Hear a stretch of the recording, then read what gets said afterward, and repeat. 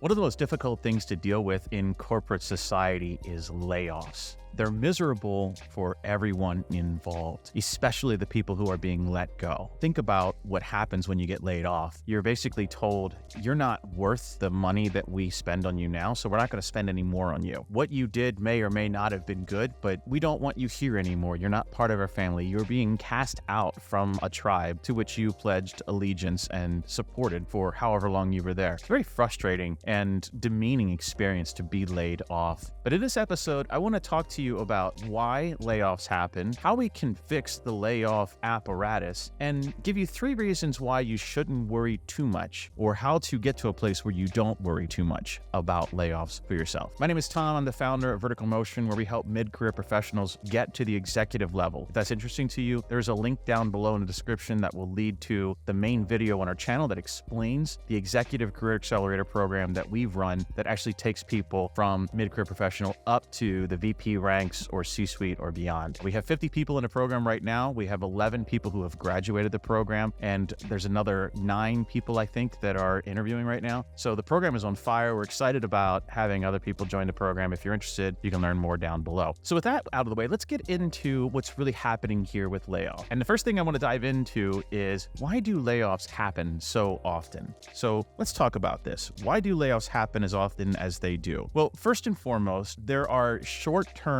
financial pressures that are placed on the leadership team in large corporations. First, you have CEOs, COOs, CFOs who are basically required to meet investor expectations. And what does that look like? It means that the investors are expecting a certain amount of return on investment, an ROI. And the investors, they put money into the stock of the company, expecting that stock to grow or for that stock to throw off what's called a dividend. Either way, if I put in $100 on Apple stock, I can expect that $100 to grow to, say, like $110 by the end of the year, which would be a 10% increase in the value of the stock. Other companies like Coca-Cola, their stock value doesn't change tremendously, but they do throw off annual dividends.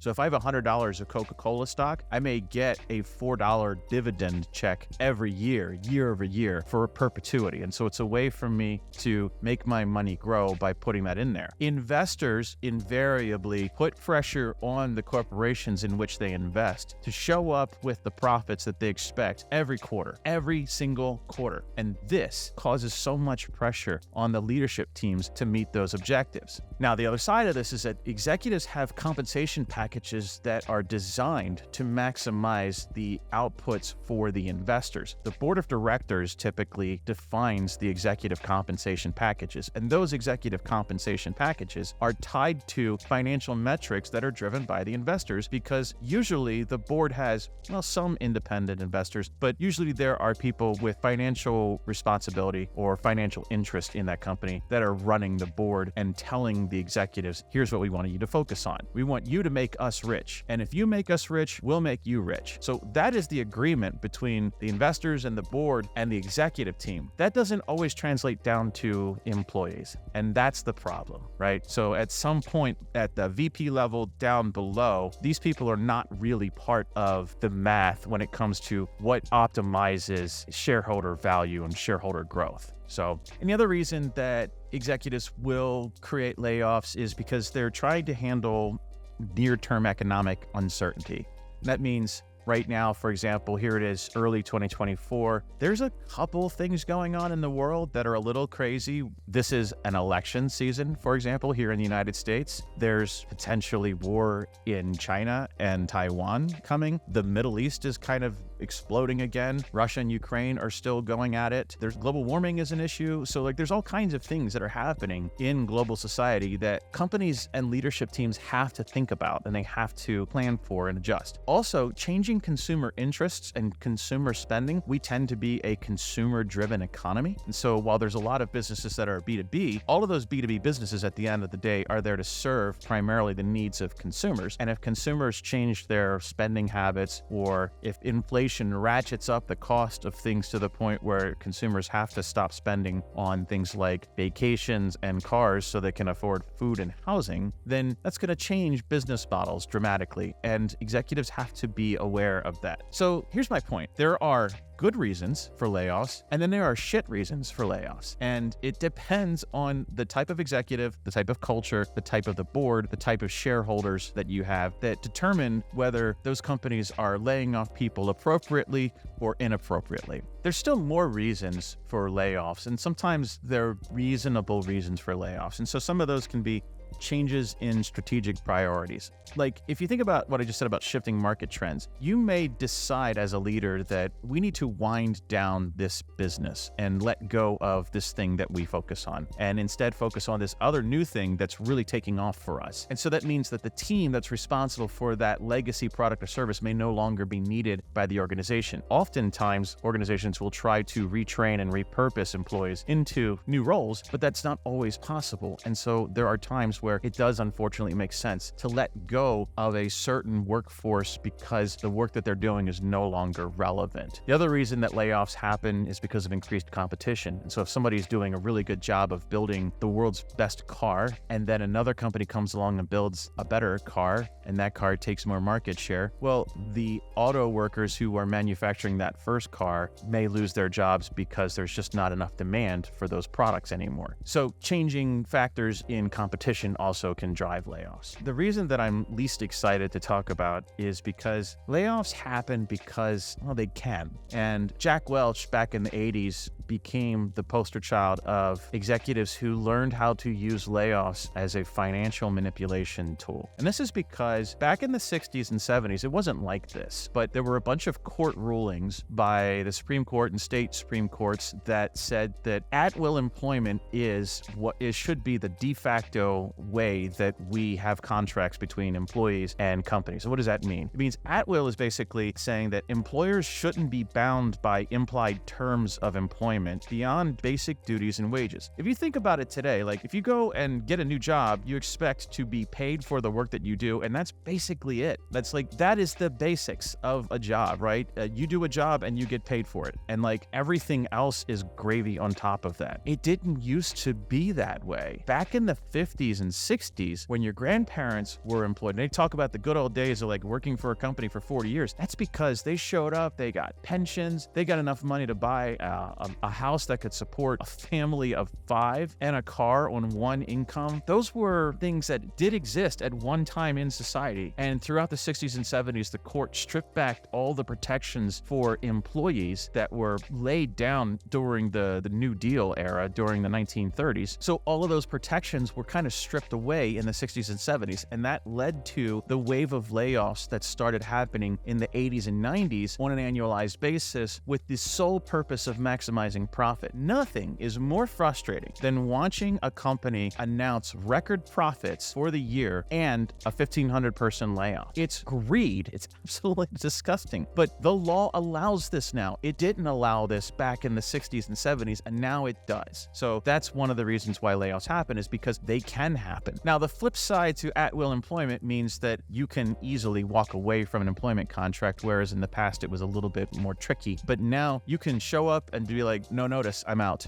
I don't care. I'm not coming back. Peace. You can do that legally now. It wasn't necessarily that way before these at-will rules came into place. So there were some benefits to employees, but the majority of the benefits clearly were for corporations in these rulings. So why do layoffs happen as often as they do? Short-term financial pressure, changes in strategic priorities, and quite honestly, because they can. So how do we fix layoffs? How do we deal with them? Well, my perspective is that we need to expand legal protections against wrongful termination. I have heard some tremendously awful layoff stories lately. I think there was a story just recently where a young lady is in stage 4 breast cancer, and she found out through an email that she had been laid off while she was in the hospital hooked up to a chemo pump. And now her healthcare, because here in the US, we love to tie our healthcare to employment for some damn reason, now her healthcare is in jeopardy. She lost her job and her healthcare while she was in the hospital on disability. It's disgusting. That needs to be protected. People like that need to be protected from layoffs. And I think we can do a better job of finding more protections to afford to employees, right? In my sense, I believe a worker's bill of rights, which would require congressional action. I mean, good luck. But like a worker's bill of rights seems like something that we should be thinking about. If you could put together a list of 10 things that employees need in order to be successful in the 21st century, and then codify that into law, federal law that protects Americans from all of these shady employment tactics of laying off during record profits, right? Like, I think there's things that we can do that just strengthen that contract between workers and companies. And I think at this point, it's clear federal regulation is required to actually make that happen. I think strengthening unions and making anti-union activity illegal again is an important thing. If you think about how unions worked, they were very powerful in the 30s, 40s, and 50s, and then all of these rules came along that basically stripped the power of unions away, good and bad, because some of the unions were getting a little out of control, but now unions are so weak, it's almost impossible to form a union. If a company finds out that you are trying to build a union inside of your company, they can fire you for it. If you say the word union in some companies, they will fire you immediately, and they can legally. They are allowed to do that. That seems crazy to me. It seems like unions are there to support and provide cover for employees so that they can negotiate as a block en masse, as opposed to individually one-on-one. And this is why companies don't want you to know what other employees make. If they separate all of you and it's just individuals versus the company, that's a lot easier to handle. When 100 of you come together and say, we all demand a 10% pay raise, that's harder for a company to negotiate with. And so companies like Starbucks and Amazon and some of these other large corporations, they are extremely anti-union. They do some pretty nasty things to their employees to make sure that everyone understands if you even say the word union, you're gone, your family's gone, you're blacklisted. It's pretty wild. So I think we should make anti-union behavior illegal again. Also, I think, promoting alternative employee models like co-ops and worker ownership, I think those are really powerful things to think about as well. If the employees own the business, it's less likely that they're going to want to lay themselves off. So keep that in mind. Now, if the employees own the business and they know that like 2 or 3 people are responsible for a lot of the mistakes, it's easier to terminate those people because they're holding back the team from success. But you're not just going to see mass layoffs inside of the company out of greed when the employees, generally the entirety of the employees, own the business and make decisions. So co-ops may be a business model that we explore going into the future. Also, I really love the concept of a B Corp. A B Corp is a type of organization that basically functions exactly as a C Corp. A C Corp is basically just a legal entity, a C-class corporation, and a B-class corporation is very similar to a C Corp with one difference. It has codified in the articles of incorporation rules and processes around what's called a triple bottom line, right? People, profit, and planet. C Corps only care about profit, but they don't necessarily codify in their rules any other fiduciary responsibility besides maximizing shareholder value. With a B Corp, you can codify that this company will give X% of profits to charity. It will have net zero or net negative carbon impact on the world. It will do positive things, and you can literally write those into the articles of incorporation so that the executives and the board of directors are required by law to follow the mandates set out in the articles of organization of this B Corp. And that means that we're basically codifying in the framework of the company some ESG or other types of initiatives that are good and beneficial for society, for the employees, for customers, for the planet, and so forth, right? So B Corps, I think, are the way to go in the future, and I'd love to see more corporations move themselves that way. Finally, transparency, authenticity, and empathy in executive communications. I talk about this basically ad nauseum. I believe that great executives are authentic, they are empathetic, and they are audacious. Here's why we feel like we need to do these layoffs. If you can say that straight-faced to someone that you're laying off, like, hey, I have to lay you off and I'm so sorry. This idea of like outsourcing, layoffs to HR department and some consultant, some crisis consultant that comes in and does the layoffs for you, that takes away the stigma of the layoff. And I think that's a bad thing. I think you should feel stigma. You should feel shame. I remember every single person I laid off. I remember every single conversation, and I cringe about how awful I felt when I had to do that. And I think that executives should feel that. And if they don't feel empathy for the people that they're firing off, I don't think that's a great executive, actually. I think that's a manipulator who's found their way into maximizing their own value, which sometimes aligns with the shareholder value, but that doesn't make them a great leader. So I want to talk about 3 reasons why I think it's important to not stress too much about layoffs. So let me talk about these. First of all, layoffs happen less often than you think, right? They seem to be in the news all the time, yet they really only impact a small number of people. So the Bureau of Labor Statistics tracks mass layoffs, which is defined as involving at least 50 employees. In 2022, there were 1,422 mass layoffs affecting about 137,000 employees, right? This translates to a layoff rate of 0.11% of the total workforce. So mass layoffs get a lot of news and attention in the media, but at the end of the day, it's around 0.1% of the workforce that's being laid off through these mass layoffs, right? It's harder to understand exactly how many people in the US are actually being laid off because employment data and tracking is shit. And it's this way on purpose, and I think we can do better at tracking these kinds of things. But here's the thing. If you go to layoffs.fyi, which is a website that tracks publicly announced tech layoffs, 224,000 workers were laid off in the US tech sector alone in 2023. So that's announced layoffs in the tech sector. So that's 224,000 right now. BLS is saying there's 138,000 people laid off in the whole year, and here's 250,000 laid off just in the tech sector through publicly available information. So that tells me that layoffs are wildly underreported. Even if it's 1 million people that are laid off, that's 1/3 of 1% of the US population, or about 1% of the total workforce. So even if 1 million people are being laid off, that means 1% of the workforce. The other 99% of the workforce are still employed after that year. So I know that layoffs are traumatic, they're difficult, they do impact people. I know people who have been laid off twice or 3 times in 1 year, which is just terrible luck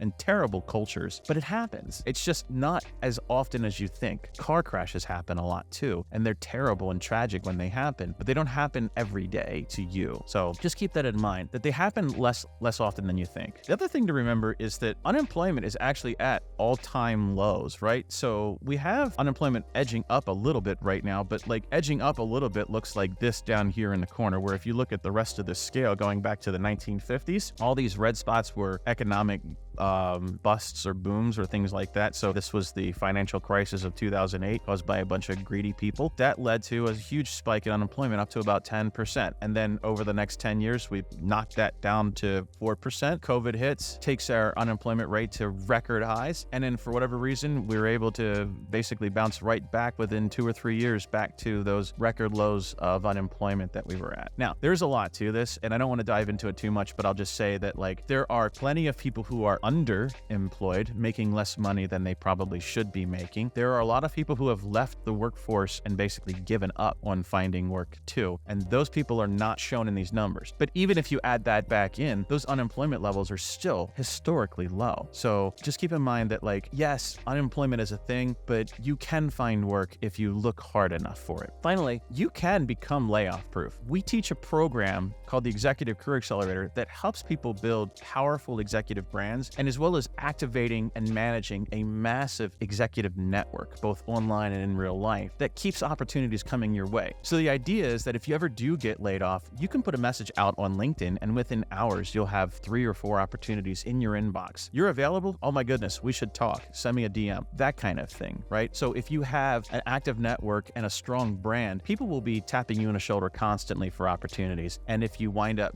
being laid off or available, you just make an announcement like, hey, I'm looking for my next thing. And 3, 4, 5 people will reach out to you like, let's talk. I want to see if we can make you work on our team. We have an opportunity. We have an opening. We're going to make an opening for someone like you. Those things happen for people who have strong brands and strong executive networks. And I want that to happen for you as well. So if you want help building that kind of brand and network so that you have those kinds of opportunities happening all the time, there's a link down below in the description where you can book a call with one of our discovery coaches to talk about if you're a good fit for the Executive Career Accelerator program, which helps make that happen for people who are moving from the professional ranks up to the executive levels, so that when you become an executive, you also have this amazing brand and this amazing network that makes sure that if anything happens to you in that role, there are other opportunities always available to you. I hope this video was helpful to you. I went through a lot of research here about layoffs, a lot of high-level topics. I really want to dive more into layoffs later in the future. It's a topic that I think is something that we need to talk about a little bit more. I want to get into through the